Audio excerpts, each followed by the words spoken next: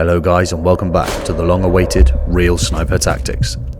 For those of you who don't know me, my name is Alex. I'm a former British Army sniper. I spent 7 years in the British military and conducted tours of Afghanistan and Iraq. Last year, I was employed as a security consultant for the war in Ukraine for global media teams. Today's episode is going to be on judging distance. Judging distance is an imperative skill for a sniper. It makes all the difference between you hitting your shot and you missing. First up, let's cover a few things that might go wrong. Your eyes are easy to trick, and an object may seem closer than it actually is under the following conditions. The light is bright or the sun is shining from behind the observer. It is larger in size than other objects surrounding it. It is higher than the observer.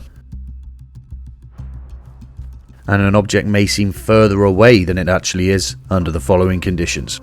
The light is poor or the sun is directly in front of the observer. It's smaller than the objects around it.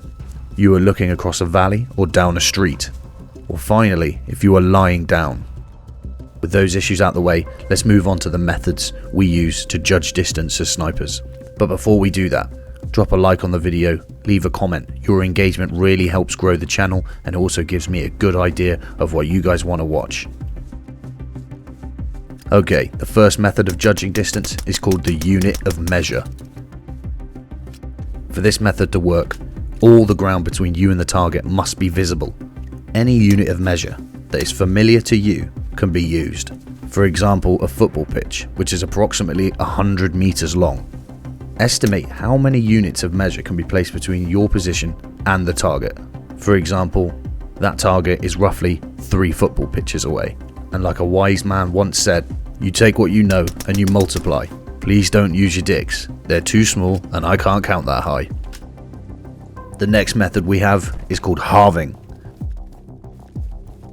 Shorter distances are much easier to accurately estimate than longer distances. To that end, you're going to select an object or area in direct line halfway between you and your target.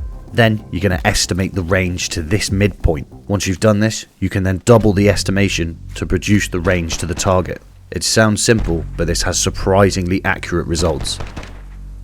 The final method then is called bracketing. You're going to estimate the maximum possible distance to that target. For example, that cannot be any further than 300 meters away. Then you're going to take the minimum possible distance to the target. For example, there's no way that's closer than 200 meters. Then take the distance to the target as midway between your maximum and your minimum estimates.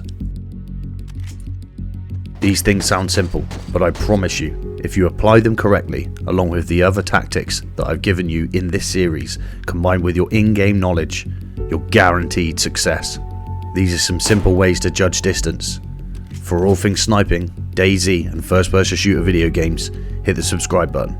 Thanks for reaching the end of the video, guys. I'm sorry this one took so long to come out, between me being very busy in real life as a security consultant and private security specialist, to getting a new PC and losing all the footage and recording for this video and having to start all over again, to just being plain busy in real life because I've just had a brand new son. So I've been pretty flat out. That being said, we should be back up to normal jogging now, and I hope to see you guys soon with some more regular uploads. Thanks again, and I'll see you guys in the next one.